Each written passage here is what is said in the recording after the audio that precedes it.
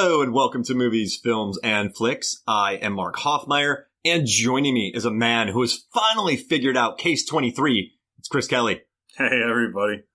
So on our Valley Girl podcast, we figured out most cases, but we didn't have Case 23 figured out. Well, it was Case 15 whenever all the cases got stolen. Yeah. So then Case 16 was when we found the cases. Yeah. And then the briefcase came into it. And we didn't even know where the briefcase came from. Briefcase number 1. And then that led to briefcase number 2. Where'd that one come from? It was within the briefcase. It was like a Russian doll of briefcases. Russian doll of briefcases? Exactly. I don't even remember. I blocked all these out of my memory. That was Case 34. I thought I would have blocked it out of my memory to do with all the drinking.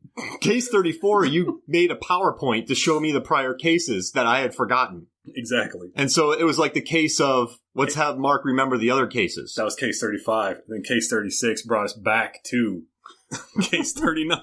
So the Case 23 that you figured out, I mean, that was a good one. Can you tell me a little bit about it? Well, it was the case of the missing lollipop. You ate it. Yes. And then you blame someone else. Well, that was Case 22. Yeah.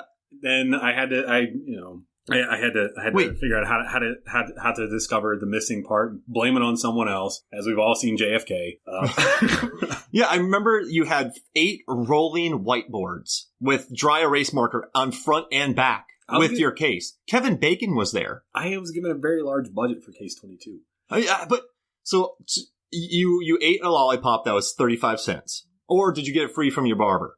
No, I bought it. Okay, so you bought it. It was the 59-cent ones. Remember the big ones? Oh, yeah. Those are good. Wild cherries. Was there gum inside? There was not. Good. It was the clear ones. Those are evil lollipops. I don't like those ones because then whenever it's kind of like when you have chewing gum or bubble gum with chocolate. There's two things that just should not. I just want more lollipop. I don't want gum. You know, yesterday, thanks for nothing. I can pop bubbles and annoy people. Yesterday, I had some Reese's Peanut Butter Cups when I was showing my girlfriend The Invitation. And they were left over from, remember The Invitation? Yeah, I like that movie a lot. It was a really good movie. Karen Kusawa? Yeah. It was the first movie she had directed. Logan Marshall Green. I love that guy. He was so good in Devil. And Upgrade. I haven't seen Upgrade. And Prometheus. Well. And Spider-Man Homecoming.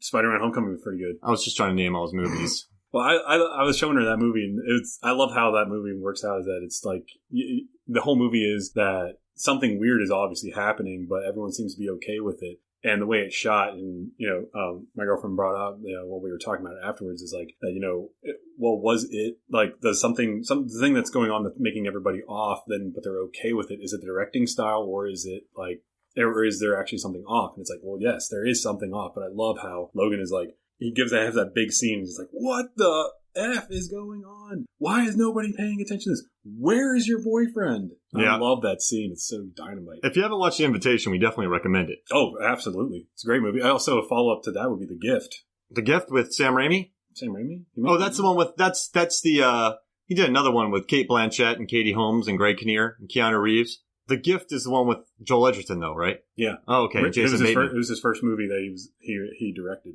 And I think like shortly after that he did Loving. That's a nice thriller. Oh, no. Loving was great. He starred in that. Nichols directed that. Jeff Nichols directed Loving. Yeah. Oh, I love that movie. Yeah, it's a good one. Take Shelter, he also directed. Shotgun Stories. Yeah, Take Shelter. I loved how that ending. Ugh. That movie left me a wreck.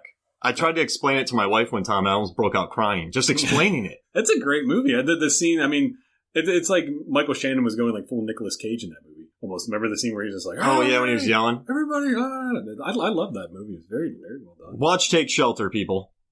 So what I was originally saying about candy in Case 23 was that I brought out some Reese's Peanut Butter Cups while we were watching The Invitation. And, everybody likes Reese's Peanut Butter Cups. But they were left over from Halloween. So they said glow-in-the-dark wrappers. And I was like, cool. So I tried it out. And they were a little rough taken down. They were a little... I had to have some extra water to wash them down. Some dry Reese's Peanut Butter Cups? This is a very interesting night of yours. You're just sitting there with no beverages, just eating old Reese's Peanut Butter Cups that are stuck in your mouth, smacking while Invitation goes on. You were doing your own dinner party, watching The Invitation. No, man. I want to tell everybody something. So Chris came over. We were going to get ready to podcast, but it took us 45 minutes to get to even podcasting because he was going to tell me a story about one of your recent jobs. But then we broke off into so many tangents. By the time we got to the story, now we're podcasting. It's 45 minutes later. Yeah, I think we're about ready to order dinner. Yeah. Oh, I just did. Yeah. Gonna go get some barbecue. Yeah. Oh, yeah. Some ribs. That's great podcasting food. I was on a gig actually the other day. They ordered some really good barbecue for everybody. I don't eat meat, but even the vegetables were really well done and everything. And the macaroni and cheese, cornbread, everything was delicious. I figured that was more in that was in Alpharetta though. So, well, I remember the name of that place. Well, so you saw some good ribs. I saw from some a place from Alpharetta. Saw some delicious. You should sponsor us, barbecue place. Thank you, Movie Stones and Flicks, barbecue ribs. All right, so I just want to say thank you for coming out here for this podcast because we're going to talk about Idle Hands, the 1999, 15% on Rotten Tomatoes stoner horror comedy. Is that correct? I would say that's a fairly accurate way of describing it. I first saw this movie whenever I was 15 or 16, and it was at Blockbuster. Of course, back in the day, Blockbuster, whenever you would watch a movie for too many times or whatever, I guess whenever the movie was paid for it already, whenever they would buy it from the distributor, they would then sell them as previously viewed, and they would be a lot less. That's previously viewed, those are the best. That's how I got Blade, because remember whenever Blade came out, no one would sell it because it was such a hot movie that you could only rent it. Yep. And then I think it took almost a year for that movie to be, like, they exhausted that movie. And then Blockbuster sold their previously viewed versions of Blade for $14.99 because that was the highest price that they could go. And I said they only had 2 copies. Those 2 copies, the first one's in Chambersburg, Pennsylvania, from Blockbuster, went to me and my brother. Nice. Because as soon as we found out, I was like, the car tires almost burst into flames going into. I would wait for them to go on down to like $6.99. I would gamble. Not for Blade, man. And then I bought Natural Born Killers when I was like 13, 14 from a Blockbuster. Wow. And the guy smiled at me when he sold it to me. He's like, your youth is done, kid. They questioned me when I tried to buy Dangerous Minds. So, I mean, I'm just... teaching, I just want to wear a red leather jacket to school every day and show my students karate and see what happens. Write random words on the board. Yeah. Fog hat. What does this mean? You know what it means to take a slow ride? Yeah. Watch this kick. I know karate. Who wants dinner? Get an A. And how my kids are just carrying me out. However, one of my students was like, you need to be more like Dreyfuss in that movie. I'm like, you want me to be Mr. Holland's Opus? I'm like, I'm not doing that. You calling me fat? Yeah. All right, so this movie, directed by Robin Flender, who was a protege of Roger Corman, which is pretty cool. So he graduated from Harvard. This guy who directed Idle Hands graduated from Harvard. And then he went to work with Roger Corman. And he directed movies like, In the Heat of Passion? He did a lot of the late 80s, early 90s softcore porn, like Silk Stockings. Strip to Kill. Yeah. Oh, that's a classic. That's on Amazon Prime. Right? Really? So I watched it the other day. You know those movies where it's like Dangerous Passions 6, Dangerous Liaisons in Love. Like those Heat 12. Yeah, exactly. So this dude directed these, Harvard grad, but then he went on to direct a lot of TV. So he's done Gilmore Girls. He did Tales from the Crypt. He did one of my favorite episodes, Food for Thought, which was the Ernie Hudson episode where he has telekinetic powers, but he works for the circus. Interesting. That's a good one. That's a really good one. And he's communicating with Ernie Hudson communicates with what he thinks is his runaway lover, but it turns out it's the man-eating ape that he's been communicating with. Oh, he's catfished. Yeah. Yes. And then the ape ends with him being like, he's like telling her to come back to him, and he's like, you were mine, and et cetera. And the ape comes barreling through his trailer, and she's like, we can now be together. And it's like, ugh. Like, that's how that one. He directed that one. Yeah, and he also did The Unborn and Leprechaun 2. Yeah, he mentions that in the commentary. What do you say about it?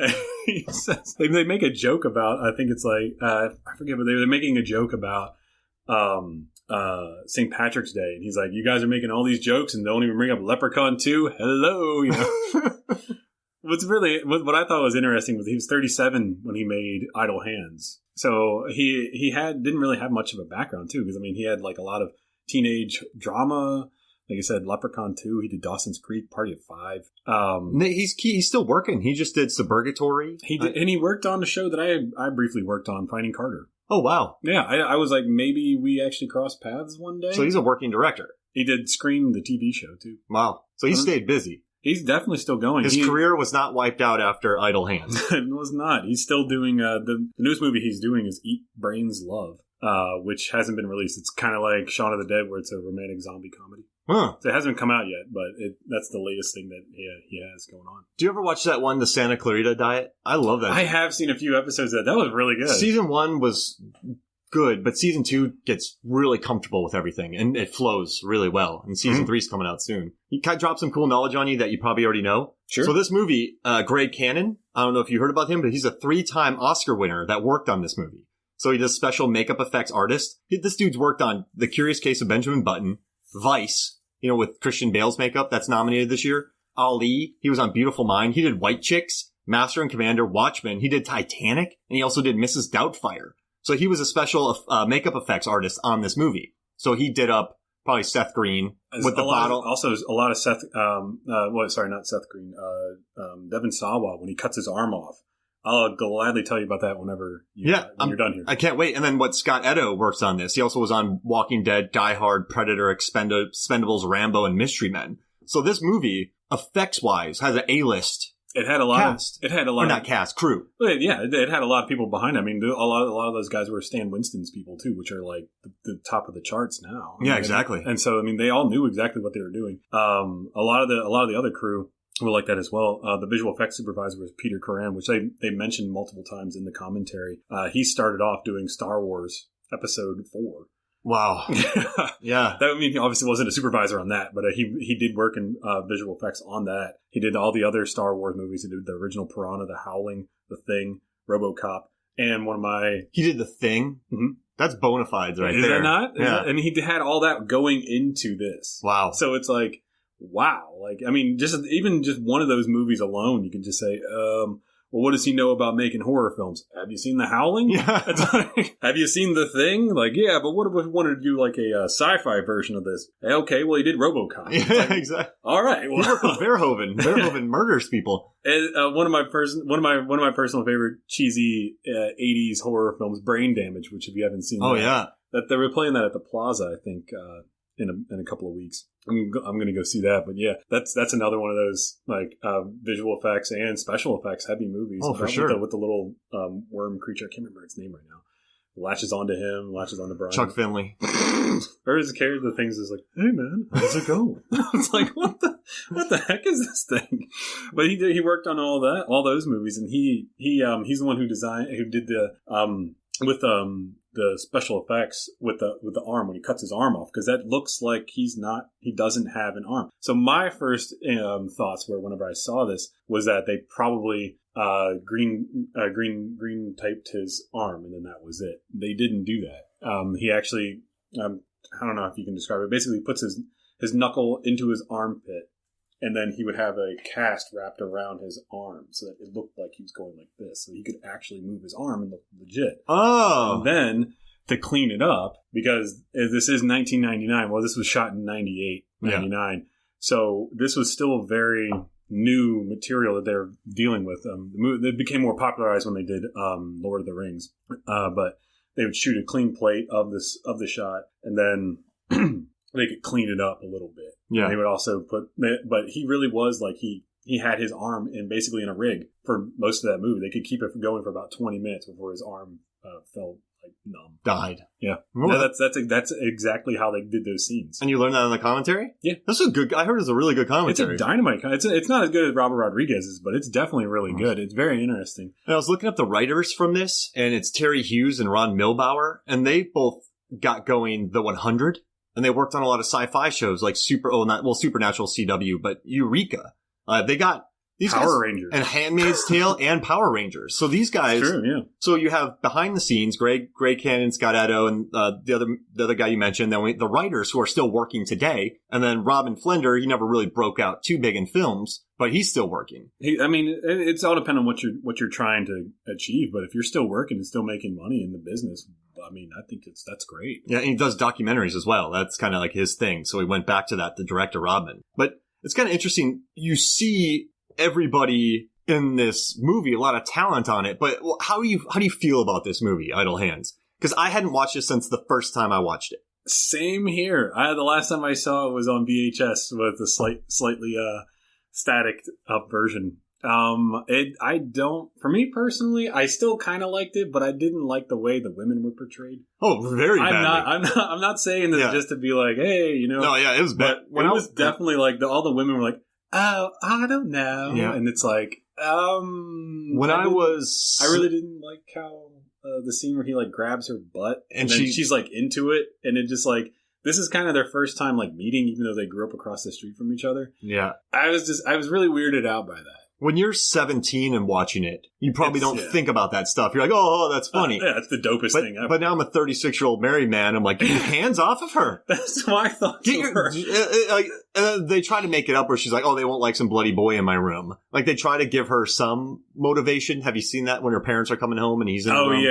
Yeah. And it's just, because they make her kind of like a cool like chick. Because they make her, she's a bassist. There are scenes. Yeah, and she writes. They cut out in the movie for flowing purposes, but there's supposed to be multiple scenes where she's actually playing the guitar or playing the bass on her balcony and watching Devon Sawa and his buddies. Oh, okay. There's scenes, and if you watch it closely, you can see deep in the background she's still on her balcony, but they cut the scenes out. Yeah, so it's just, that was a little weird. And then there's, it was just the 90s, pretty much. Like, the dialogue in here was very 90s, so I'm not going to sit there and be like, Well, of course. I mean, it's like saying Smash Mouth sucked in 96. It's like, come on. Oh, I love me some Walking on the Sun. Come on now. Song. Yeah. Dude, I'll sing it right now. It ain't no joke. I like to buy the world a token, keep the world to sing in perfect time. All right, so. Do you remember the swing music made a giant comeback in the 90s? Oh, yeah, because swingers. Yeah. Remember that? Like, everybody, like, when people look at the 90s and they go, oh my gosh, look at the baggy clothes and the outfits, Dwayne Wayne, and it's like, well, for us in the 90s, it was like swing made a big comeback. Yeah. It did, and like, what was it called? Not quite like punk, but it was more like... Ska? Was that ska? Are you saying the jazz, or not, swing music? It was like swing, but then they also combined it with punk rock. Big Bad Voodoo Daddy. Oh, that's like ska. Was that called ska? I thought it was called something else. You're probably right. Probably swing punk. Swing punk. There we go. There we go. Like Cherry Poppin' Daddies. And another thing that this movie, it came out shortly after Columbine. So there's a lot of issues with that. And I read an Ebert review that I liked a lot. And it's a little bit longer, but I'm going to read it. Ebert said, the movie has energy and is probably going to attract a young audience, especially on video, since the R rating will keep away some viewers in its target audience, which did happen. It was big on video, which is junior high school boys. After the Colorado tragedy, some commentators have wondered if movies like this aren't partly responsible. I don't think we have to worry about idle hands. Kids understand this kind of macabre comedy, which is in the ancient horror spoof tradition, and they don't take it seriously. Any viewer capable of being influenced by such silly gags would have to be deeply disturbed already. The only thing this movie is likely to inspire a kid to do is study Fangoria magazine to find out how the special effects were achieved. That sounds a lot like what Alexander Aja said about High Tension. Oh, he said, because people were saying that movie could influence people? Yeah, exactly. And he says in the commentary, they said, what do you think about the violence in your movie? Is that going to influence like lovers to actually act out and brutally murder their parents? And he said, I kind of, okay, well, his French accent is really kind of like whatever, but I'll try to imitate him. He's like, just say normal. What are you kidding me? This is a movie. Yeah. And I mean, his aesthetic is very heightened too. Yeah. He's really good at what he does too. So it would be more of an insult, in my opinion, to say that his movies would influence anybody to do this. Like, it's a movie. Like, come on, guys. I think movies like maybe Henry, Portrait of a Serial Killer, or those types of films. I'm not saying they're influencing anybody, but it would definitely dramatize it to make it look like you could get away with it. Yeah, and it's like but if you would already have to be in that mindset already. Go already. This is a film where this kid's hand gets taken over. He kills his parents, kills his friend. His friends come back because they're too lazy to go to heaven because they're not bad. A great scene. Yeah, they're like, it was too far. And then they just hang out around the house smoking weed and eating Cheetos. I love the head. The head, it looks so good. I mean, you got to think about the special effects. I was wondering how they did that. And then now you know that the guys that worked on the thing. Yeah. Well, no kidding. It was pretty well done. I love that. I mean, I think the visual I think Devon Sawa did a good job with the physical comedy. He sold all that. But this movie, though, I guess the main problem that's wrong with it is between Anton, who's played by Devon Sawa, and then you have Nub, played by Eldon Henson, and Mick by Seth Green. They're just not likable people. I mean, they're murdered. They don't really care. And at the end, Eldon Henson's trying to hook up with this girl, and then she dies, and then the guy's mad that he didn't get a piece. Yeah, and he's like, well, she's all over the place. Yeah, and he's like, well, you can go back there and try to get a piece. You can go back there and get a piece right now, and it's like, guys, like a woman was just murdered. I guess because they're dead. The demographic for the people who would laugh at that would be, what, 16 to 22? Well, I guess we're our age. When they watched it. We look at that and it's at 99. Yeah. But it wouldn't. Yeah, I mean, yeah. At 99, I remember loving this movie and being like, "Oh my god, this is the funniest thing ever!" And then Harold and Kumar came out, and it's like, "Oh, okay, well, that's way better." Yeah. but I do think they capture the stoner vibe really well. I think the performances are good. Eldon Henson's really good. Seth Green is super relaxed. But yeah, no, you know who my favorite characters were? I loved Debbie LaCour. Isn't that what they called her? LaCour. Debbie LaCour? Yeah. She's the druidic priestess.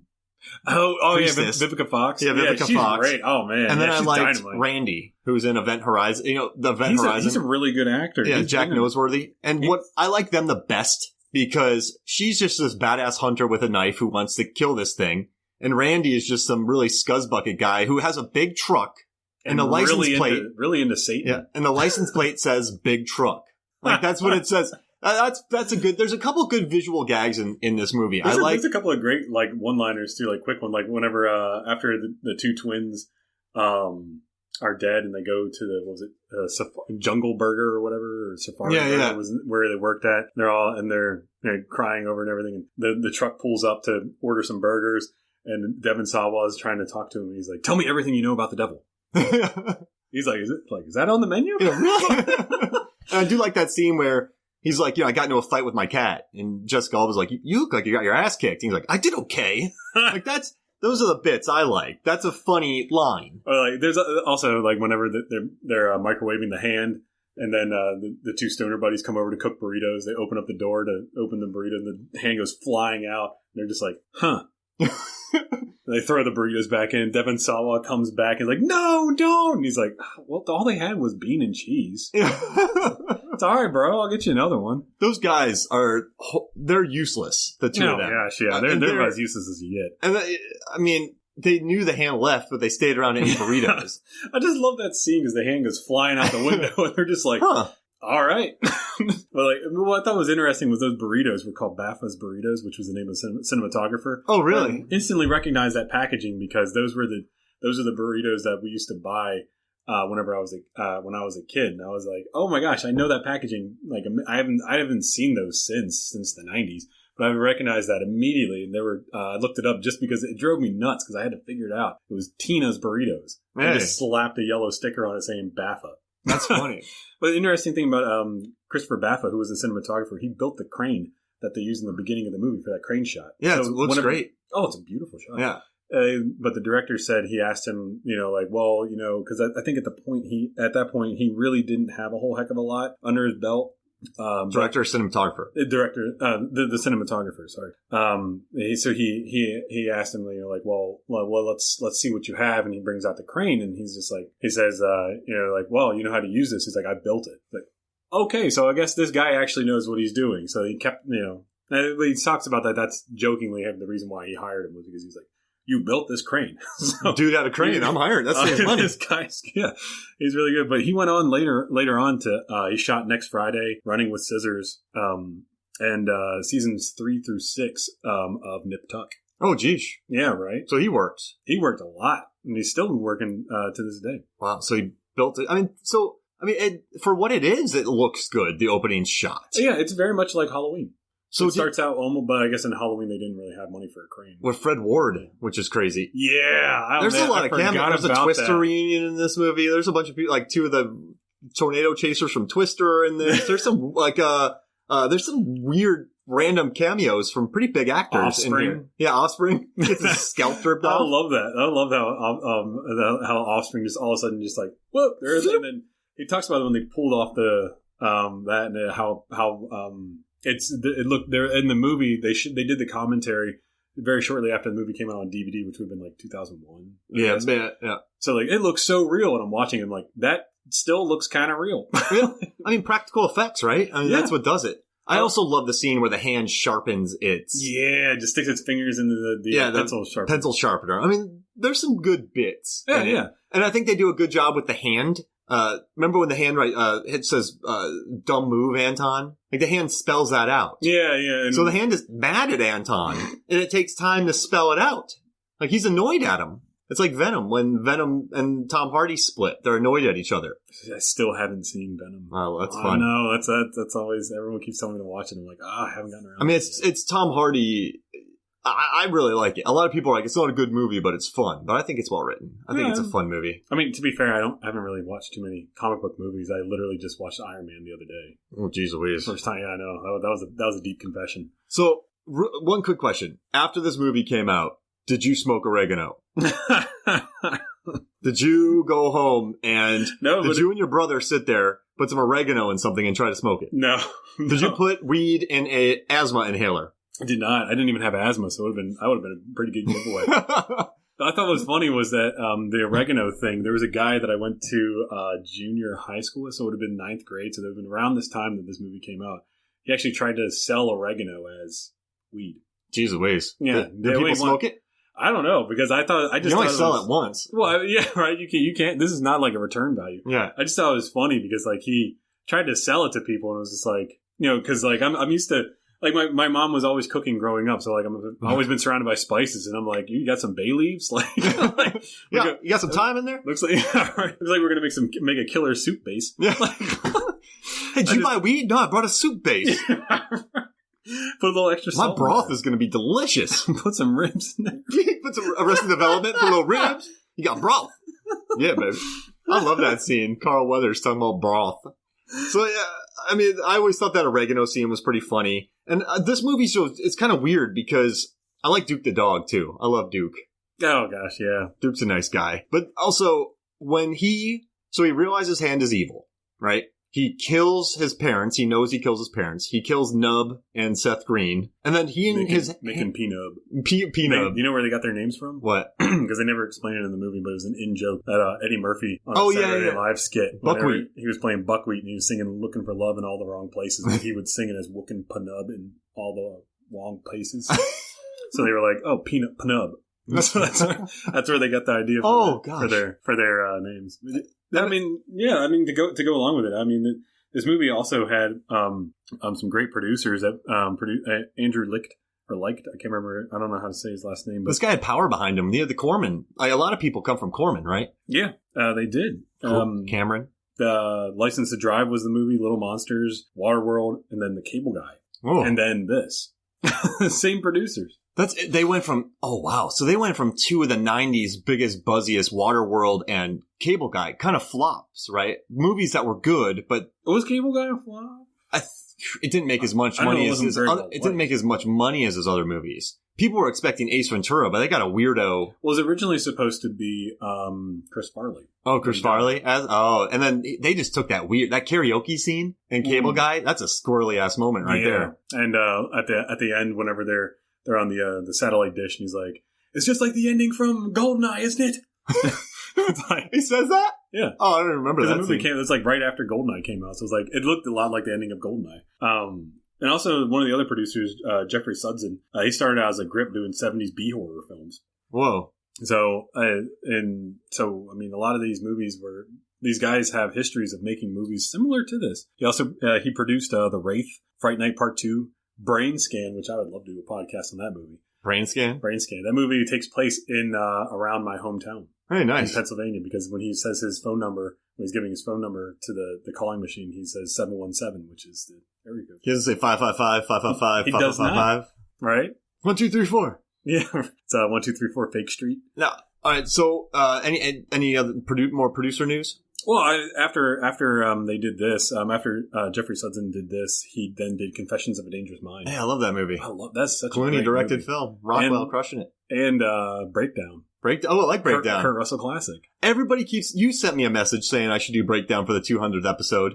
Some other guy sent me a message and it's a said, great movie. He said, if you don't like Breakdown, we're not friends anymore. And I'm like, geez Louise. Well, consider me your best friend. Yeah. Air high five. So, I know we just talked about the producers, but I just want to say, he threw that cat a good 40 yards in this movie. That cat. It landed in the neighbor's yards. That's a heck of a throw. 40 yards. Do you think the hand did it on purpose so he would go over there? Could be. Maybe the hand is his subliminally trying to tell him to talk to her. Oh, just got deep. Do you think that was a weird scene watching it again? Him and Elba in the house. He's just squeezing her head, then he ties his hand. Yeah. You know who played the hand? Who? When it wasn't attached to him. Chuck Finley. It was Chris Hart who plays hands in movies. Really? Yeah, he played Thing in the Addams Family Values. Wow. So he's a good hand guy. He's a magician in real life. So that would explain why he's so good with his hands. But that's what he does primarily in movies. Is just he plays a hand. If I ever make a movie, I'm just going to have one of him clapping. I was watching a movie the other day with people clapping terribly. Yeah, I saw. What was the movie? It was a baseball movie, and then the guy was supposed to be clapping, and he looked like he had at least a watermelon of space in between his hands. And he was right behind the main actors, and I was like, wow. It's like the guy sweeping in Skyfall or Casino Royale. You know that scene where they wouldn't let the broom hit the ground because it would make noise? Sound, yeah. But it's just like, guys, how about we just replace that with, like, say, a guy who's, like, moving a garbage can on wheels, or not even have someone there. Yeah, or a little poking stick, poking trash. Or you're saying the clapping guy. Hey, that would even work better, yeah. Yeah, no, that wouldn't be too much noise. With the clapping guy, you could just have your hand in front of you and just going like this. As we all know, that shot, the golf clap. If you're doing it with your hands like right in front of you, it look like you're clapping cymbals together. I mean, my goodness. They had the CGI at the cymbals out of his hands. Yeah, well, we made a mistake on that. The dude had cymbals. The slow cymbal clap. Imagine that. 20,000 people. Ugh. Imagine paying for that in a film. Oh, gosh. And then cutting it. And like, Dunkirk. Ugh. Can you imagine all those extras? They had like actual 1,000 extras. Yeah. That's like whenever we did Hunger Games. The hell with that. There was so many. Jesus. In 17-degree weather. Ugh. It was like 400 kids and their parents. Oh, my Lord. We drank a lot of coffee. Chewed a lot of bubble gum. And kicked a lot of ass. All right, so another weird scene. So he murders his family, right? And then he just starts watching TV, and him and his hand fight over the TV. Yeah, with cartoons, and then Twilight Zone. It was like he does Night of the Living Dead. Yeah, and then he does like some magic show, and it's just like I liked how it kept clicking onto another hand thing. Yeah, and it just like kept going. like how many? Where is this? The hand network? Like his hand knows what's up. But he murders his family, and then he's worried about the TV. This is a true stoner. Like, yeah, and he doesn't even notice his parents are dead for like 2 days. He's like, Mom, we're out of milk. Mom, we're out of cereal. Mom, we're out of dog food. So he's a high schooler. Yeah, he would be a high schooler, yeah. And he hasn't been to school in six months. Somebody said, what are his parents doing? Well, she does call him like Bunny Bear and Schmoopy Pants and stuff like that. So she probably dotes on him. And then he just doesn't go to school because he's feeling sick. And then he yells at his mom about buying more groceries. Yeah. Ma! We're out of milk. Ma, we're out of dog food. One of the scenes that they pointed out whenever he pushes the dog into the hallway, in the commentary they point out that the dog had a boner. So if you watch it, you can see that the dog was clearly having a good time. What were their production schedule on this movie? Did you hear about that? They didn't really talk much about the production schedule. They did have to move fast, though, because a lot of it was overnight. But Devon Sawa was like really hardcore apparently about shooting the scenes. Although it does look like he was like goofy and a stoner and the whole time, he took it extremely seriously because this was like the first major role for him. So he did take this movie very seriously. He did a lot of improv to bring up the nutmeg and the oregano scene. It was his idea to take the Ajax and squirt it into his mouth. Yeah, brush it out. That was actually his idea. Because was Casper. He had done a few Little Giants. Little Giants, because he was like the tallest kid in Little Giants, I think. And it was because he hit puberty like way earlier than everybody else. They were all the same age, but he was like a giant.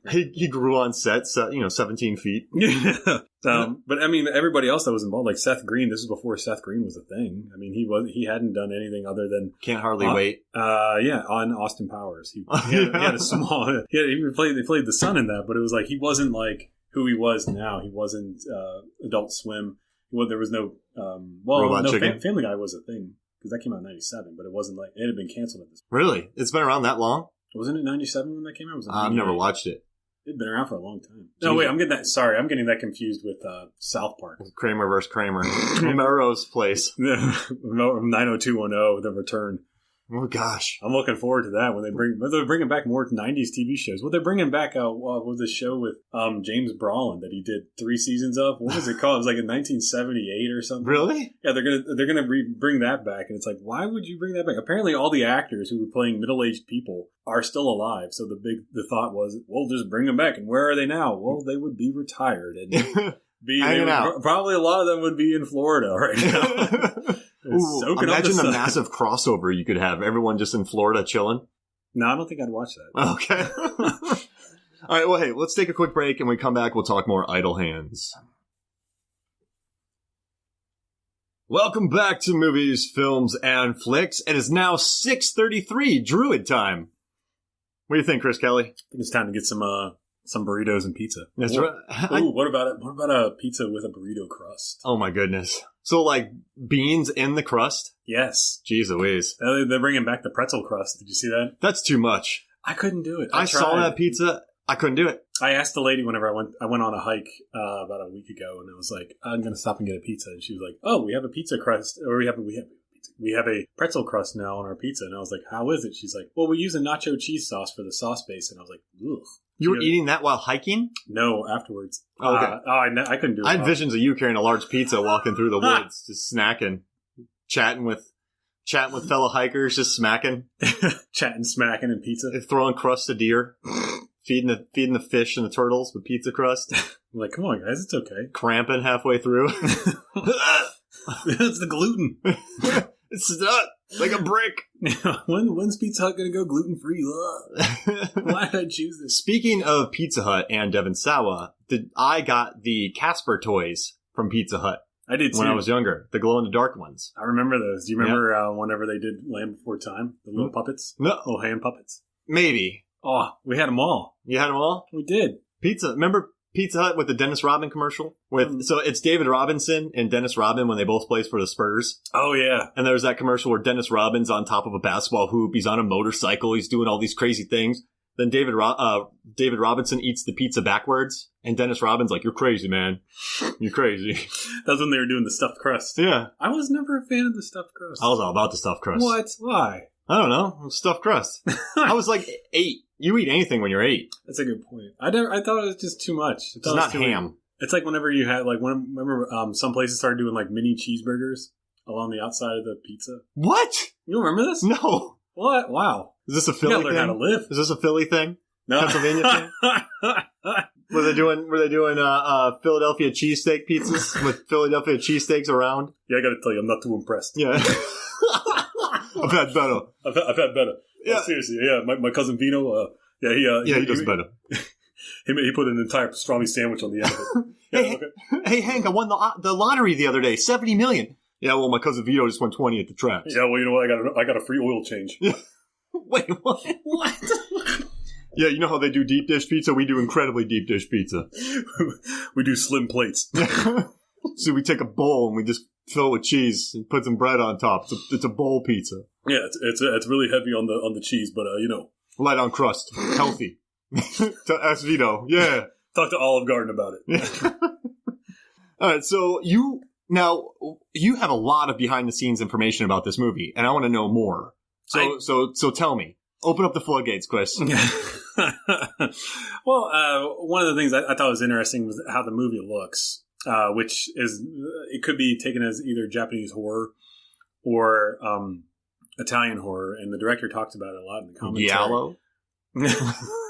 Right? No? What? No, Giallo horror.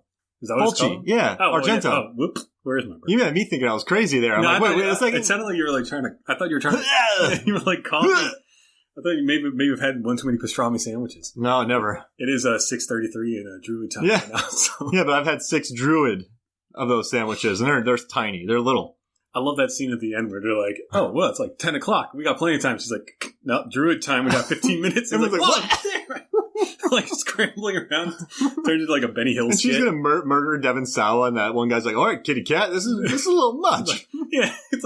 I love how he's like trying to be like, hey, yeah, that's right, you piece of, like grabs the guy and holds him, and he's like, all right, beat his ass. And he like pulls out the knife. He's like, whoa, wait a minute. And I like when he's hitting on that high school girl. He's like, yeah, I've been out of high school for about 4 years. I think that girl, actually, he found out that day that was actually his half-sister. Yep, half-sister. That's so crazy, isn't it? Like they really found that out. Yeah, that's a real thing that happened on the set. Wait, my dad has another family? I love that scene, too, like when they're at the what do you call it, like a wake or whatever for the two twins, and she's like, oh, they asked me if I wanted to go on a double date, and I thought that they meant with other girls, and turns out it was with them. And he's like, So what happened? I told him that they just go blow yourself. He's like, whoa, did they? oh, big truck. Yeah. So anyways, Tom DeLonge was in that scene when Devon Sawa walks into that. That was like right before, I think, Blink-182 really took off. Yeah. So let's see. I think when I was 16 was 98 when What's My Age Again and all that came out. Was it 90? Yeah, you're right. Because I drove that. I got that in Californication around. I was driving around. Oh, I hated that album. Oh, man, I love that. Californication? Get out of here, Chris Kelly. It's a matter of opinion. I'm so happy that it's been 20 years since that record came out, and they're still playing it on contemporary radio. I really can't. I can't really complain. I was listening to Scar Tissue's a good driving song. I was listening to "Suck My Kiss" on the way. Oh, brother! On the way in here, and some Faith No More. Nice. I really can't talk smack on 90s California rock. Oh, I love it. I'm all for it. Primus was good. Primus? They're still good. They're still playing. Their songs are so long. Really? Jam band. They're worse than Fish. Yeah, you gotta listen to that bass track. It's been going on for 2 years. Have you listened to a Fish live record? No, I don't want to. Oh, my Lord. I had Dark Side of the Moon. It was 3 discs long. It looks like an encyclopedia. All records, 70 records. I couldn't believe it. I was like, this is longer than In-A-Gadda-Da-Vida drum solo. It's just a 40-minute cowbell solo. I love whenever In-A-Gadda-Da-Vida had their 30-year re-release anniversary of their record, and it had the live version of In-A-Gadda-Da-Vida from 1968, and then it had the original version, which was I think a 4-minute song, and then the live version was 44 minutes. It's literally like a 30-minute drum solo. It's horrible. It's insane. Just stop. It's insane. I'm leaving.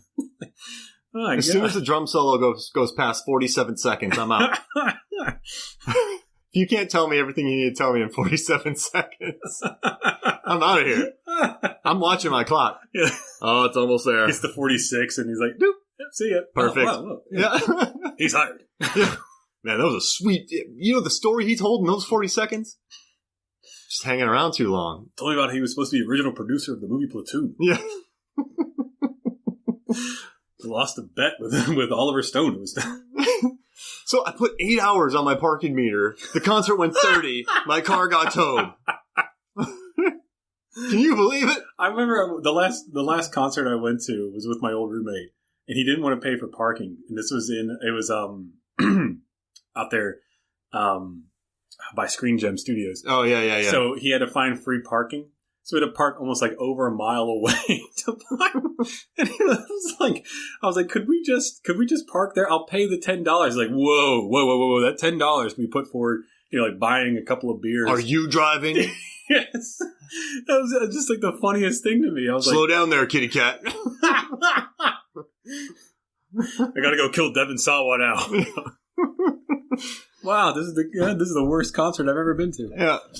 So back to some behind the scenes stuff. So with the lighting and the pace of the movie and everything, they talk about that in the commentary that some of his heaviest influences on this movie specifically was Suspiria. Oh yeah, which you can totally tell with the lighting and how people are acting, how everything's kind of like overly acted, kind of just like when we brought up with the knife. Mm-hmm. It's like, whoa, hold on there, kitty. The same thing in Suspiria where the ladies are going like, wow.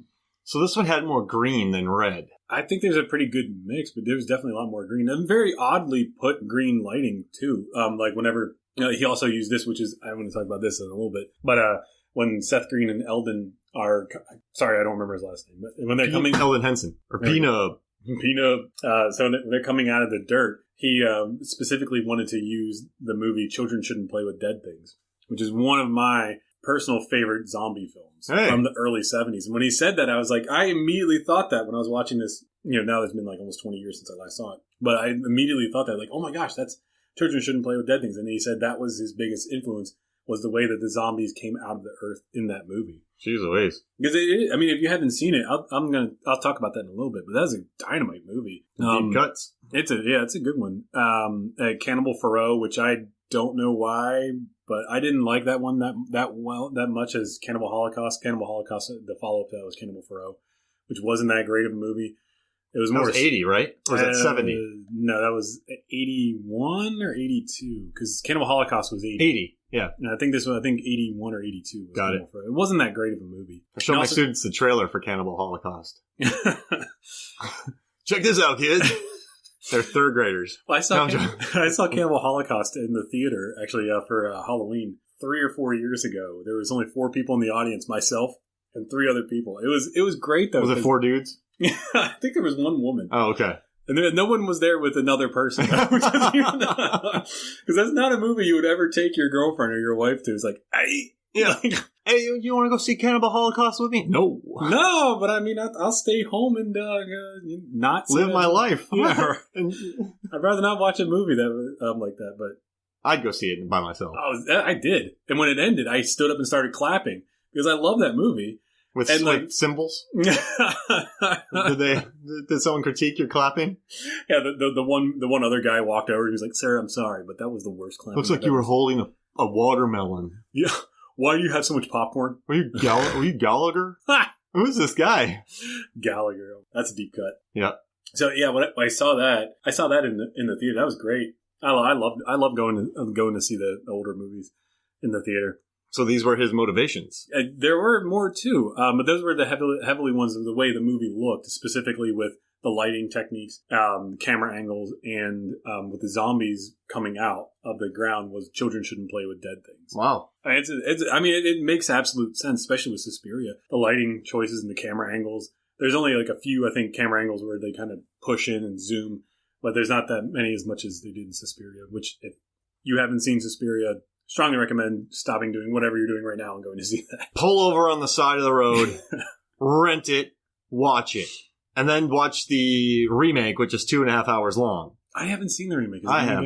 Is it an any experience? Good? Is it really good? It's good, but I'm never going to watch it again. Oh. But it's good. I enjoyed every second of watching it, but it's just... Probably not going to pod about it. I don't know. I'd be open to it. Is it really taxing? I mean, it's just... It's just very hard to explain. I mean, it's very well made. It's sumptuously made, well acted, well choreographed. It goes to bonkers town. It's like just Neon Demon bonkers. No, Neon Demon is that had. All right, so both of those movies, I think the Suspiria remake has more substance than the Neon Demon one does. Because I think Nicholas Winding Refn really relies on style, but there is substance in the Neon Demon, especially the eyeball eating. But one is warmer. All right, so Suspiria is like a warmer, artistic variation of a remake. Neon Demon's like a cold, at least for me, like cold, stylistic. They're both beautiful looking. They both have amazing production design. But they're not the same. I felt that Neon Demon was more like him kind of like showing off. Yeah, it was just like, we get it. Design, we get it. You can make a good movie. Yeah, and it's like the lighting, all that stuff, the kaleidoscope thing. Even the end credits are really beautifully done. But it's like I don't get why you would make this very cold. Yeah, extremely cold. But this one has some warmth to it, and it's purposely excessive. There's just movies that I don't have enough bandwidth to watch multiple times. I'll have to watch it eventually. It's good. I like it a lot. I just don't want to watch it again. I feel kind of like the same way with the original Suspiria. I've only seen it, I think, twice. I don't think I'm probably going to watch it again. Yeah, I'd rather watch some of his other movies like Deep Red. Ooh, they've showed that at the Plaza Theater a good bit. Nice. I think it was like for his birthday month. They did like all the Dario Argento movies. I live like 30 miles from there. That means in Atlanta traffic, that's like 7 days, 7,000 miles. That's like 4 days. I'll leave now, Chris Kelly. Yeah. I'll start recording my next podcast. Yeah, while I'm walking. Hey guys, I'm walking on the side. A little winded right now because I'm walking up a hill. So we're back to Jumper. You know, the traffic in Atlanta was so bad. I literally live around a corner from a Publix. It took me 25 minutes to do that. It would have taken me at least 5 to walk. Yeah. I'm just like, what is it like? Decisions. Yeah. I mean, you don't live that far away from me as far as like as far as your area is concerned. But it's like that. Like if you get hit in that traffic, woof, yeah, this is like it could turn into sleeping. 2 hours. Yeah, I'm watching the new Suspiria. So I'm sorry. Oh, go for it. Yeah. So and also to bring it back to his heavily influences, Rodman's influences for the comedy, he relied heavily on Buster Keaton, and because he wanted it to be a little more slapstick, but still at the same time horrific. So he relied heavily on Buster Keaton. Well, because he built in a lot of stunts with gags and that kind of stuff, very physical. but dangerous. Some of his stuff was dangerous. I mean, yeah, that's throughout the whole thing. And he said, lastly, one of his major influences was Brian De Palma, which he idolized. He said Brian De Palma was his favorite director, and he always wanted to make movies to homage him. I think Blowout's one of my favorite. The Travolta picture. It's been forever since I've seen That's a good Blowout. Picture right there. I think I can't even remember the last. Dress to Kill, Snake Eyes. Snake Eyes. Carrie. Oh, man. I always use that one as a reference whenever what was it? The new Pet Cemetery trailer came out, and I was like, man, all this information being released about it about a movie in a trailer hasn't happened since Snake Eyes. Yeah. No, that's interesting. He did De Palma because if you think about it, there is a lot of Brian De Palma in this movie, and I wanted to bring that up. It was at the end in the dance, the Halloween dance, that was originally going to look a lot different. The original look of that was supposed to be, the lighting was going to be the same, but he was going to do a split screen, just like Brian De Palma does in all of his movies. Nice. And he wanted it to be much like how Carrie was. And it was supposed to start at the moment whenever the hand comes up and takes the lock. And it was supposed to be a split screen of what the hand was doing as all the chaos ensues. Hey. So you would have actually seen the hand move. They shot it, and he said he shot it, but they didn't really like the way it looked, so he decided to scrap it. Got it. Because, he does pull the head off of Dexter Fletcher. Yeah, but not Dexter Fletcher. Dexter Freebish. No, that's another artist. You know he has his own line of hot sauce? I did not know that. Gringo Bandito. Nice.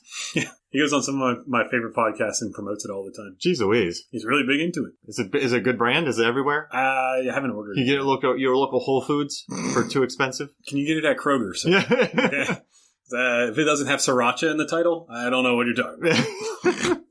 So that's pretty interesting because he does drop the stuff on the students. There's a bit of Carrie in there because some there's a lot of students Carrie do die. Yeah, there's a lot of Carrie in that movie. Interesting. But that was the original ending of it. I mean, not ending. Sorry, there was an entire different ending that does happen.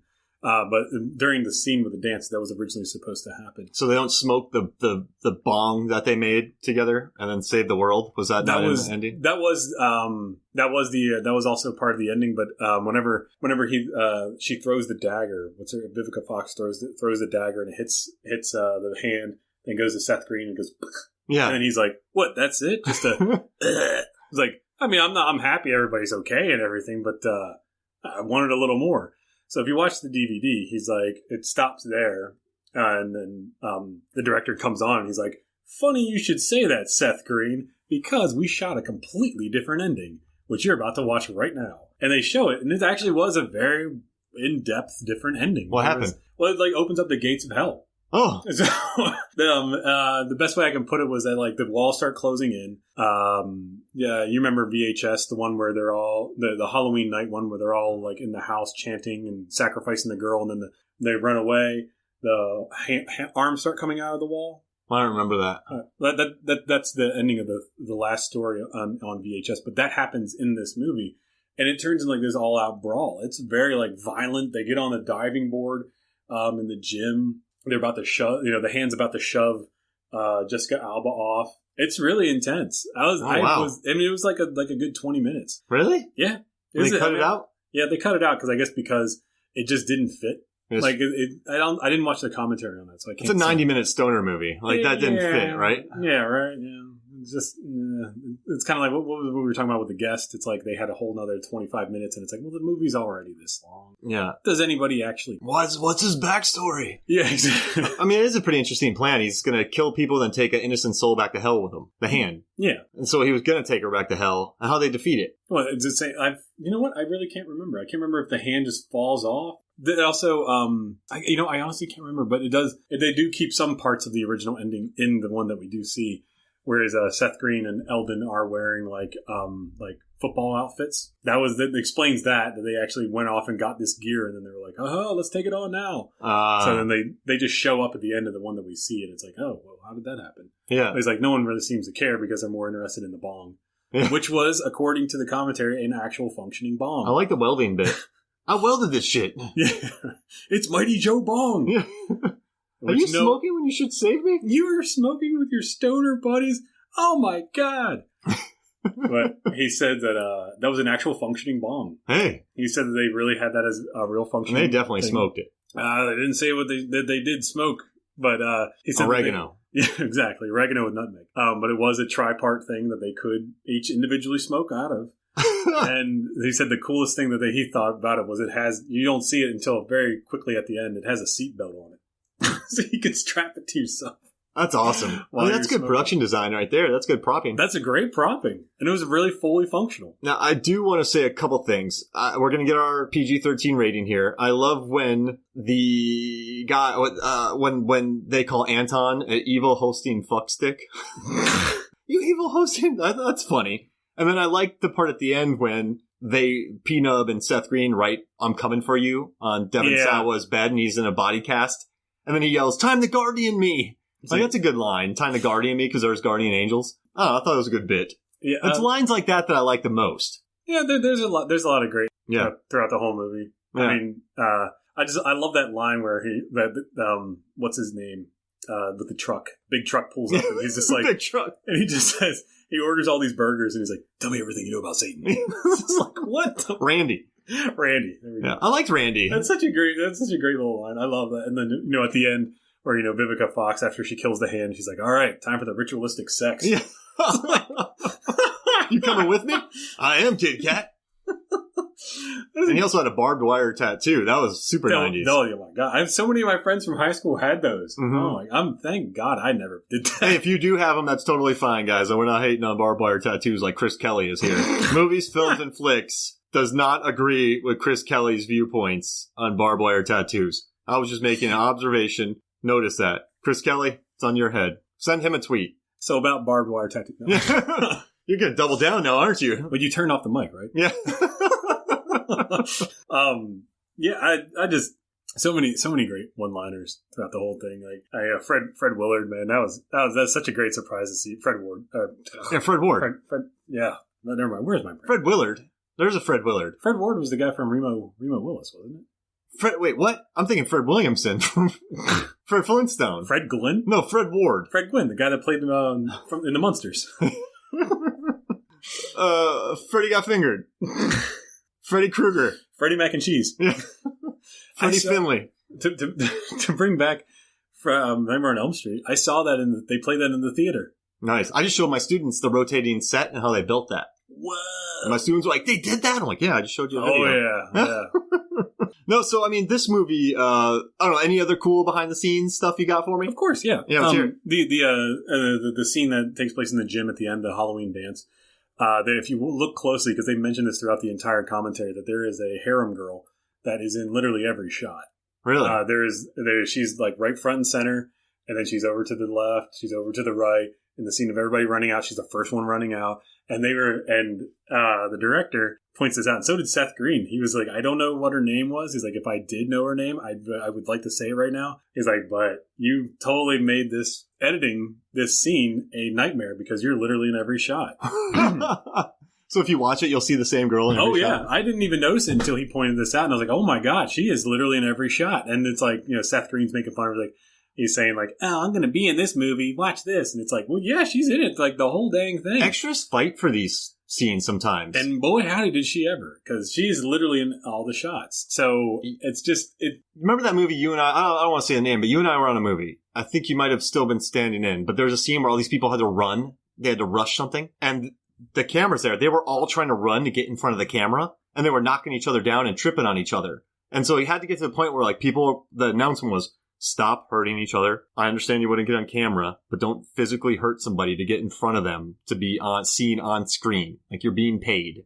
Yeah, that's happened. People are trucking each other. That happened on a couple of movies that I've worked on. I mean, I'm not going to say the name of it specifically, but there was a scene that did require, much like in a dance, where everybody had to run out, and it's like, guys, like, I mean, you can literally see. It turns into UFC. It's like, guys, like, they're not going to use this shot. Like, you really have to make this look, and like, you have to stage it. You have to stagger everybody. Yeah. Even sometimes you just have, depending on what the camera's looking at, you have to be like, all right, this group goes, count 5 beats, then you go. And it's like, that way it looks more realistic. But it was this. I'll tell you what, though. Of course, like, I mean, even if, people in the back will just bolt right to the front, and it's like, guys, it doesn't look right. It looks ridiculous. But that's exactly, if you watch this movie, you notice that. But in the commentary, the director said that when he was editing this movie, he got so frustrated with this. He was like, how much would it cost to digitally take this woman out? And apparently it cost a lot of money. $8 million. I mean, that does happen. 98 or 99, I guess, when he could have been editing it. It was like 4 movies could have been made with how much it would have cost. Yeah, exactly. Idle Hands 2. But they do, I mean, they do digitally do that to some people sometimes if they do see this too much, in case anybody out there was wondering. Yeah. That does happen a lot. Actors are sneaky. Yeah. So, I mean, if you're going to edit it and you're like, well, this person was just here, now this person's just here, now this person's just here. And of course, this was to be caught by the ADs, but sometimes you don't catch everything. Yeah. You do have to, worst case scenario, you do have to digitally take them out. And it's like, Yeah. like that is just, it's the worst thing to do because then you're like, it costs so much money to Frame do by it. frame. It's an insane amount of money and time. And it's just stupid. I will say, if you watch The Odd Life of Timothy Green, I'm in the factory scenes a lot. Just giving you a heads up. But they kept putting me in it. Now, I didn't jump up front. Because I was actually polite and I listened and I didn't try to steal food. Oh, jeez. This was like my first ever extra job in 2011, beginning of 2011. And I was just polite. And they're like, all right, Mark, we'll keep you. They had like 200. They cut it down to 100, cut it down to 50, cut it down to 20, cut it down to 10, cut it down to 5. And I kept staying around. And I thought you were talking about your pay. No, yeah. Here, Mark, here's some nuts. Here's some planters. So, but yeah, they kept me around. So I'm in a lot of that factory scenes. You'll see me. Oh, wow. Yeah. And I'm in and the American Reunion, the party scene at Stifler's house, I think. You'll see me No trucking around the background a lot. Wow. I poured wine in the ADR dialogue in my mouth, the jerks. Oh, Tell me when. All right, cool. So whenever they were editing this movie, the director actually was so frustrated that to make himself like calm down, he actually wrote a poem to this girl. Let's hear it. And he reads this in the commentary, but here's what he says. He says, "An extra once put a director to the test to cut her out of the film like the rest. Though extras worked tough, she worked hard enough to appear in all the shots, east and west." I'm going to start this movie again. This is the party scene. All right, so I'm going to fast forward and watch this scene again. Oh, and also, I mean, I could talk more about this, but another one of the influences, especially with the hand specifically, he used the demons in Jacob's Ladder. What? As a reference. Because if you watch it and you watch the demons in Jacob's Ladder, they move very much the same, which is kind of like really fast, but then they may have, I think in Jacob's Ladder they moved at a normal speed, but then he sped it up. Yeah. And that's exactly what he did. Hey. It's like, I was like, oh wow, that's really interesting. I was a little worried about this hand's power, because it can fly sometimes. You can clearly throw a cat. Yeah, and it can Very fly. It flew from a microwave 20 feet, busted through a window, but then you see it crawling. And it's strong enough to Rip a scalp off. So wouldn't it be able to almost like bust through a wall? Yeah, could punch through somebody. Could go full Ivan Drago. Oh, the powers do change for this hand, right? Yeah, I think maybe like sometimes it wants to show off, but then it's like wants to be like, okay, guys, check this one out. Yeah, hey. Coming at you. Hey. Can you imagine playing rock paper scissors with that thing? Oh my god. Yeah, you'd have to let it win. I would. I just do paper every time. What about arm wrestling? Okay. No, I have thumb wrestling. Brundle from The Fly versus the hand from Idle Hands. Oh, brother. But his fingernails would be coming off. Okay, Ooh. Okay, so that'd be juicy. Prior to the fingernails coming off whenever he's in the bar scene. Yeah. So who do you think would win? Those are both tough hands. They'd have to thumb wrestle. Okay. So that's going to be like a... Ooh, oh man. All right, I'm going with Idle Hands hand. I don't know, I'm going to say The Fly. Because it's shifty. It'll cheat. Fly don't cheat. Brundle Thumb don't cheat. Yeah, but I mean, Brundle Fly, he can already do as much as what the Idle Hand could do. I just think in a thumb wrestling match, because he would be moving around, the thumb could match it. Ooh. Right? So the Brundle Fly kind of moves up to get an advantage, the thumb's fine. It could go any direction. You think he could break the hand? I think he did a pretty good job on the human. No, because the thing would have sharp, pointy fingernails, the hand, and they'd be squeezing together. So if the Fly tried to do anything, Brundle tried to do anything differently, it would be getting cut with the fingernails. Ooh.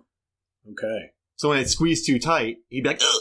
Okay, so how about Brundle Fly and Lincoln Hawk? And arm wrestling? Well, okay. Never mind. That played out a lot funnier in my head. Was Devin Sawa? Lincoln Hawk is from Over the Top. Yeah. Yeah. But is the it best still movie about child custody and arm wrestling? Is it on Devin Sawa still, or just the hand? No, I'm going to say the hand. Like, do you think which one would win in a match? But the hand's just a hand. Yeah, but I mean, like, it's a hand doing the arm wrestling. But there's no arm for a hand. Yeah, well, I mean, they could still float in the air, as we both discussed. And it can generate pressure like that? Do you think? I'm going Sly Stallone. Because Because I think it's just a hand. That's why I was thumb wrestling. This is big, man. You and I are going to end our friendship on this. On this hypothetical. We have to get the H out of here. Years from now, you're going to be like, why'd you and Mark fight? Man, he was saying that the hand from Idle Hands can't arm wrestle. It'd be like an old man, like, I'll tell you what, that piece of crap told me. He said that Lincoln Hawk couldn't beat the hand from Idle Hands. They're like, Grandpa, who's Lincoln Hawk? That really infuriated you that much? You're right. It was simpler times, kid. 2019. We didn't have a whole heck of a lot to complain about. Hand me the hologram. Why do you keep playing the one of Tupac? Yeah. That tripped my mind out when I saw that. The hologram. Yeah, that company went bankrupt. Wow, that was crazy. All right, so what else you got for me? Or do you want to move on to your recommendations? Oh, no, we got to talk about... best severed... The best severed hands of cinema. Yeah. We did best severed hand. I did best severed arms. Limbs. Anything. Okay. Limbs, arms, hands, any of that stuff. My first one was very obvious, which was Hellraiser. Oh, goodness. Yeah. Like, I mean, come on. He gets ripped in half, ripped apart. The Jesus wept scene. I mean, they literally go ham in that movie. Oh, they rip everything apart. Everything is done in that one, man. Claws, those things protrude to people and rip them. Oh, my God. You know what my number one is? Hot Tub Time Machine. Oh, God. I love that movie. Crispin Glover. So they go back in time. So that when they meet him, he has one arm. When they go back in time in the Hot Tub Time Machine, they keep waiting for him to lose an arm. And that's amazing. I love that. He's flipping chainsaws. He's holding all four of them. He's like, I got a strong grip. And like, it's happening now. He's like, the elevator. The elevator scene. And then I love that, like you said at the end, whenever he has to hold on to him as the guy's following, he's like, oh, damn it, it's going to happen now. This is how it happens. Why didn't I remember this? There's a subplot about a guy losing an arm. And Crispin Glover, which I love that. It was perfectly casted. Beautiful. And then for me, Deep Blue Sea, when Stellan's skateboard loses his arm to the shark. Because the shark is straight up just waiting. The shark is just chilling. And then he starts smoking a cigarette and he gets his arm bit off. And Samuel Jackson said, oh, lit a cigarette, his arm's going off. And he got his arm bit off. What else you got? 4 Rooms. 4 Rooms? What happens in that? The segment from The Man from Hollywood. I don't know. The whole thing was Quentin Tarantino's directed scene where they do I think it's from... they're reenacting a scene from, I think, Twilight Zone. I have to rewatch it. It's been a while. But anyways, basically he has to flick a cigarette lighter 10 times in a row. And if they mess up one time, cuts off his finger. Ooh. So he tells him this whole story, and it's Tim Roth that's supposed to cut the finger off. And the whole thing is big tension built up. They have the finger. He's like, 1, 2, 3. He messes up on the first one. Wham goes the finger. And he just walks out like nothing happened. Man, that's like 95, 96? 94, 5-ish. Maybe did it come out same year, Pulp? It came out around the same time because it was Robert Rodriguez. Yeah. It wasn't Tarantino's, but Tarantino did direct the one segment. I do love the scene in World War Z where they're in Israel and that woman Segan gets bit on her hand and Brad Pitt just cuts her arm right off immediately so it doesn't spread into her body. That was a gangster. I watched World War Z again recently and I really enjoyed it. I haven't seen that since it came out. I might have to. I've read most of the book. No, I did. No, I'm getting that confused with Scout's Guide. I read most of that book. I did read World War Z. World War Z is a good book. Good book. It's way different in the movie. I like the movie just goes. The movie never stops. Oh yeah, I love that. Then that's how the book is too. It's just like different parts vignettes. Of the world. It's just like throughout the whole book. I'd say I do have 2 more really good movies with severed limbs. Yeah, got to mention Planet Terror. Oh yeah. Oh man, her leg. Yeah. The machine gun that was leg awesome. from what's her name? Cherry Bomb? Cherry Blossom? Cherry Blossom? God, that's so god. That's so dope. Oh my, I love that. And even the sex scene, the gun goes off. And when she shoots that thing in the air and she's flying, like, remember that? Didn't she shoot a rocket to propel herself? Yeah, she's coming down on everybody, shooting them as she's coming down. That's just good. Oh, that was a cool Michael scene. Biehn plays a great scene. Like, I love how the bitter rivalry between him and his brother. He's trying to get his barbecue sauce. And he's like, I thought I told you, Texan takes his barbecue sauce recipe to the grave. And then, like, right when he's about to die, he's like, all right, get yourself a pencil and paper. Horseradish. It's such a great movie. And then I got Anchorman when Luke Wilson gets his arm chopped off by Tim Robbins. And then later on when he's reporting, a bear rips his arm off. This is getting goddamn ridiculous. I saw that movie in the theaters when I was in high school. I'd lost it when I saw it. Oh, that was so funny. My favorite part of that movie is whenever they're introducing everybody in Brick, is just standing there before Steve Carell was Steve Carell. This is back whenever he was on The Daily Show, which I guess people probably forgot about. But he's standing there, and the way he's introduced is he takes a big scoop of mayonnaise, puts it in the toaster, presses down. It's like, "Hi, I'm Brick." It's like, what the hell? That's just such a funny scene. Yep. Hey, we're coming full circle because that's where we worked together on. That's right, Anchorman 2. Yep, that's right. Oh man, tears. So my final movie with a severed limb is Caligula. Caligula. Yeah, he chops the guy's dick off and gives it to the dogs. Yep. Just like, that's the most gangster, disgusting thing. Remember, it's just like, wham. That was Malcolm McDowell, Helen Mirren, right? Helen Mirren, was she in that? Was she in Caligula? It's been a minute since I've seen that movie. I'm finished. I mean, that came out like, what, seven or 8 years after Clockwork Orange? The good old 70s.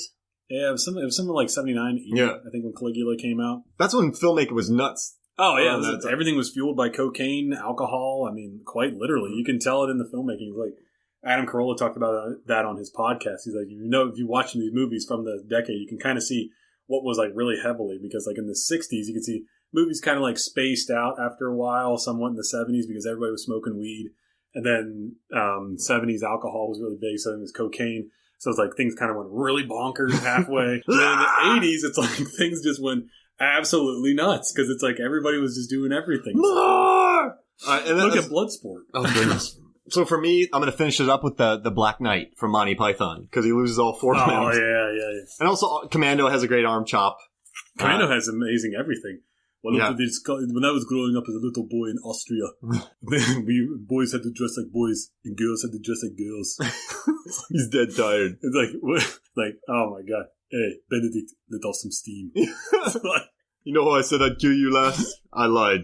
I'm not even sounding like Arnold. That was True Lies. Oh, no, because he's holding the guy upside down in Commando. He doesn't in True Lies. You're fired. In True Lies, he's like, he talks about how he's going to kill everybody after he gets injected with the truth serum. Yeah. He's like, oh, and how are you going to do that, sir? He's like, you know those handcuffs you put me in? Yes, I picked them. It's like, you have a better accent. Yeah, so John Levingood has a better Captain Ron accent than I do, and you have a better Captain Ron, man. I can't do a Captain Ron. He's like, hey, listen. Hey. Levingood crushed it. Levingood channeled him first. He started floating. That Captain Ron episode, I love that one. That's a great one. That was fun. We dove into that movie. Oh man, I love Captain Ron. I've been trying to show that to my girlfriend, but I couldn't find anywhere to stream. Oh, hey, Squab. Hey, Squab. All right, so let's see. Now, you did tell something earlier in the podcast. You hadn't seen Iron Man? Yeah. I mean, it's not that big of a deal, is it? I'll tell you what. When I dropped that little bit of knowledge to a few people that I talked to, they kind of gave me the clutching the pearls. Who do you think you are? Look, I was like, it's kind of funny to say, like, as someone who loves movies and has reviewed movies for as long as we have. I used to do it way back in the day for a local newspaper over a decade ago. I just saw Iron Man for the first time this week. It's good. It's my favorite Marvel movie. I thought it was really enjoyable. It made me I like the ending when he's just like, he's not going to tell everybody he's Iron Man. Is he going to say it? And he's just like, all right, everybody, I'm Iron Man. It's like, no, that's dope. And he doesn't offer Jeff Bridges a cheeseburger. Oh, yeah. Did you read about that? That he wanted to put that in there because he credits Burger King for getting him off of drugs. Really? Because he was so drugged up. Like, I mean, as we all know, Robert Downey Jr. Sleep in other people's houses. He was terrible back in the... I mean, we used to make jokes whenever I was a kid that the movie Less Than Zero was actually a documentary about him. Oh, wow. Yeah. When you were kids, you were making like 6? Man, you know that movie Less Than Zero? That's Robert Downey Jr. I mean, that movie, it's like, I think the movie was made in 87 or 86, and it's like, I don't think he was acting in that movie. But he was definitely a very drugged up individual. But he credits Burger King for getting him clean because he was so drugged up and drunk and high that he had I think it was like half a million dollars of drugs in his car, and he wanted to go get something to eat, so he went to Burger King, and he said the food was so disgusting that it made him rethink his way of life. Wow. So he took his car, drove it into the ocean, and then he was like, I'm going to start a new life. That's why they're like, couldn't you just throw the drugs away? Yeah, man. You couldn't. Now we have to take this car out of the ocean. I mean, it's not really that impressive. He was driving a Yugo. So, I'm just kidding. I was driving a 18-wheeler. Oh, God. Took it off the Santa Monica Pier. Got arrested. I don't know why.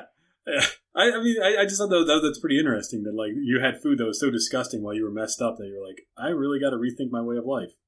But that's how he felt. I think people forget how much of a gamble Iron Man was. Favreau originally was supposed to be Timothy Olyphant, which if you remember at the time, yeah. Because as you know, we both have worked with a lot of people. I was told that originally it was supposed to be Timothy Olyphant, but apparently he wanted too much money. What an idiot. I love him as an actor, though. Never mind. He's great. His interviews, though, you can tell he's really spacey. He would have been good on... He could have been a good Iron Man. I think he would have been really good. Yeah. I mean, he was great. I mean, I loved him in... the movie that stands out the most for me was one of his first movies, which is Go. Yeah. Dynamite. Perfect Getaway, he's good. Justified, yeah. Kramer versus Kramer. Over the top. Yeah. Chuck Finley. Idle Hands. He was in Idle Hands too. Evil Dead. Yeah. He was one of the grips on Evil Dead. Masters of the Universe. I showed my girlfriend Evil Dead. Oh, no. The other day. The first one, right? Yeah, the original. 81. I forgot how ridiculously long those credits really were. Yeah. They really are. They're insane. They're almost as long as the movie. People worked in them. There was a lot of people that worked on that movie. Yeah. I tried to look up to visit the cabin, but apparently it's like someone bought the property and they don't like allow people on their property anymore. You have to make special. You have to pay for a fee. Yeah. Battle demons. Yeah. Set fire to your friends. Smashy. So, another quick thing. So you got some recommendations for me, right? I do, of course. Yeah. As you know, whenever we review a movie, I like to say, well, if you like this, then maybe you should check this movie out too. I would definitely say check out Children Shouldn't Play with Dead Things. It was made in 1972 by Bob Clark, which if that name sounds familiar to you, I'm sure it does because he's the guy who did A Christmas Story. Hey. He also did the classics Black Christmas, which was considered the first slasher film other than Peeping Tom. 74. Mm-hmm. It was also Elvis's favorite horror film, and he would show it every year on Christmas. I mean, that's just a good character. You don't know who it is. You see the POV. Some really brutal killings, especially for 74. Brutal killings. I think it was the first time you ever saw a hook going into someone's mouth. You don't know why he's there, right? You don't know why this person's there. No. And then they remade it, and it wasn't really that great. Yuck. And then the ending was good, too, of the original Black Christmas. Yeah, it's been a minute since I've seen that. When was Peeping Tom? 68? 60, I want to say. 60? I want to say it was 60, because I know... Well, Psycho is 60. Was that a slasher? Someone says that's not really a slasher. People make that argument, but that's not a slasher. That's not a slasher. It's a slashing moment. No, yeah, this got one moment. That's more of a suspense drama. But Children Shouldn't Play with Dead Things. Basic premise of that is that a theater director takes his students and other actors to this deserted island that's off of I think it's supposed to be Long Island or something like that. I mean, it's not really. I forget what they say. It's not really like a big thing, but he takes them out there to have them become better actors. So what he does is he has them do like this satanic ritual that's supposed to resurrect the demons, and then whenever they... It's always a great idea. Yeah. So whenever they do that, he actually has other actors that are in the graves to come out, and he has them come out, and then they think that, oh my God, the demons are coming to get us, and it turns out they're actual actors, and they're like, ha ha ha, you're such a loser, okay, etc. So they then go back to go back to the house that they were staying at, and then actual demons start coming out, or zombies start coming out. This is exactly where they got the idea for the zombies to come out of the ground in Idle Hands. Oh wow! What year was this movie? 72. This is before. So Night of the Living Dead kicked it off 68, and then this was kind of on that trend. Yes. I need to watch this movie. Oh, I strongly recommend it. I saw this movie back whenever Video Den which was a rental place that we used to go to when we were kids. That was one of the movies that you could rent. And the front cover, I remember it just had a hand coming out of a grave. It was whenever you had jumbo boxes for VHS. So it looked kind of fun and goofy. So I was like, okay, I'll watch this movie. So I did. And I was like, wow, could not believe it. And I never found it to buy anywhere except for years later. It was on a twin pack with The Undertaker and his pals. Nice. Which, as we all know, is a great little campy movie. But it was on there, and I love this movie. I totally, absolutely recommend it. Another movie to follow up with the horror comedy genre is the movie Babysitter, which I'm sure you've seen. Yeah, I love it. We potted about that. That's a great movie. Netflix, correct? Yes. Yeah, it's fun. Netflix original. Very bright colors, Mick G. Yeah, Mick G, man. What I like about that movie is you get the tone immediately. Yeah, right off. Does that make sense? Immediately you're in that world. Yeah. I like it. It's fun. It's slapstick. There's a lot of horrific moments. Features Foghat. It does.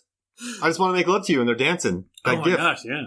Oh my gosh! I wasn't joking. I'm serious. I know my fog hat. I know. I've seen the pictures where you have the hat that says fog on it. Yeah. I love that. I was like, I don't wear hats, and I would wear that hat. Great hat. I've had it for many years. Oh, that's a good one. And lastly, I would say, if you want something a little more serious horror, but also at the same time straight up comedy, Vampire in Brooklyn. Hey, Eddie Murphy. Yeah, right. Eddie Murphy, before he did Nutty Professor and played like 9 different characters, he did it in this movie where he plays like I don't know how many different people in this. He plays a vampire that is in Brooklyn, and it's Let's hope so. The basic, the basic Dracula storyline. I want to do one called A Vampire in like Poughkeepsie, but have you ever been to Poughkeepsie? But base it in Detroit. Just confuse people. Have you ever been to Poughkeepsie? No, you? Yeah. Oh. I've been to Poughkeepsie because a friend of mine... The tapes? Well, a friend of mine... A friend of mine was an engineer on the reconstruction of the World Trade Center, so I used to go visit him all the time. And he lived very close to Poughkeepsie. And I'm sure that a lot of people are aware of this, but if you're not, there's not a whole heck of a lot in the state of New York, except for New York City. There really isn't. And the rest of it's very much countryside and in the mountains.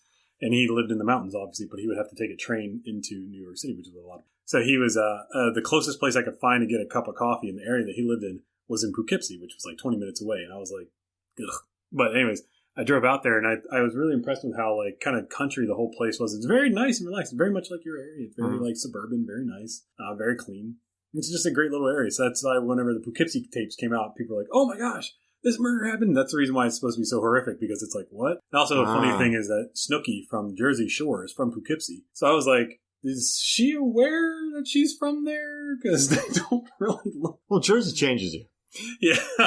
I started watching a movie called Beast on Shudder. Good. Did you watch that? No, I saw that's on there. I was going to finish watching it. It's a British horror film. It's not bad at all. It's not what Did it take place in Jersey? No, but originally it was filmed in a place called Jersey in the UK. Oh, got it. It was originally called The Jersey Connection, and they were like, why would anybody call it this? But apparently people who made the movie weren't really big into American culture, so they didn't really like figure out that Jersey would be like what it is. You know what I mean? So they called it The Jersey Connection. They didn't think that people would make that type of thoughts towards the movie. But it's pretty good. It's about, kind of like a plain Jane looking woman, I guess you would say.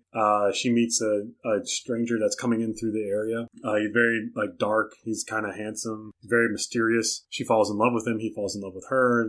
Their family doesn't approve of him. And they are very like, they're very good like couple. Like he's rough around the edges, doesn't say much. She's very shy, but they both love each other. And then they make it work. They do. But when he shows up, so do a series of murders in the town. So is he the one killing these people? Is it P-Nub? Is it P-Nub? Is it the hand? Is he looking for love in all the wrong places? Are the Offspring in it?